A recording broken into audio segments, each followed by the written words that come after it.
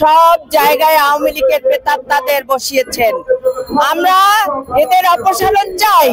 মাধ্যমিক ও উচ্চশিক্ষা অধিদপ্তরের মহাপরিচালক অধ্যাপক ডক্টর এহতেশামুল হকের প্রত্যাহার দাবিতে ফের শিক্ষা ভবন ঘেরাও করেছে শিক্ষক কর্মচারী ঐক্যজোট। সকাল 10টার পর আব্দুল গনি রোডে মাধ্যমিক উচ্চশিক্ষা অধিদপ্তরের মূল ভবনের সামনে শতাধিক শিক্ষক কর্মচারী বিক্ষোভ শুরু করেন। শিক্ষকদের দাবি, মহাপরিচালককে সরিয়ে দেওয়ার জন্য মঙ্গলবার পর্যন্ত আলটিমেটাম দেওয়া ছিল, কিন্তু শিক্ষা মন্ত্রণালয় তাকে এখনও স্বপদে বহাল রেখেছে। অবিলম্বে তাকে ডিজি পদ থেকে প্রত্যাহার না করলে সামনে কঠোর কর্মসূচি দেওয়ার হুঁশিয়ারি দেন তারা।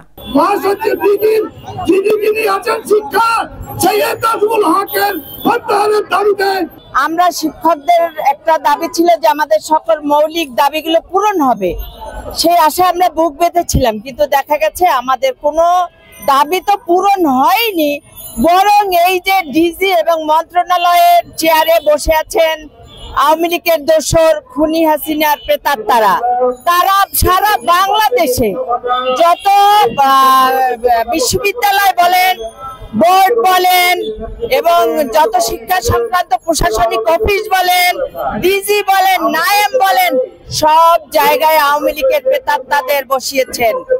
আমরা এদের অপসারণ চাই। শিক্ষা ভবনের মহাপরিচালক পদে যাকে নিয়োগ দেওয়া হয়েছে ফ্যাসিস্টদের দোষর, তার অপসারণ চাই। সেই সাথে সাথে নায়েম, এনসিটিভি এবং বিভিন্ন শিক্ষা বোর্ডেও ফ্যাসিস্টদের দোষর এখনো কর্মরত আছে, তাদের অপসারণ চাচ্ছি। আমরা চাচ্ছি আমাদের 100% বাড়ি ভাড়া এবং পূর্ণাঙ্গ উৎসব ভাতা সহ জাতীয় কারণের জন্য মাওসির ডিজি তিনিও আওয়ামী লীগপন্থী লোক। আমরা সেলিম মুরা স্যারের নেতৃত্বে আমরা চাই তার অপসারণ। আমেনা ইসলাম, আজকের সংবাদ।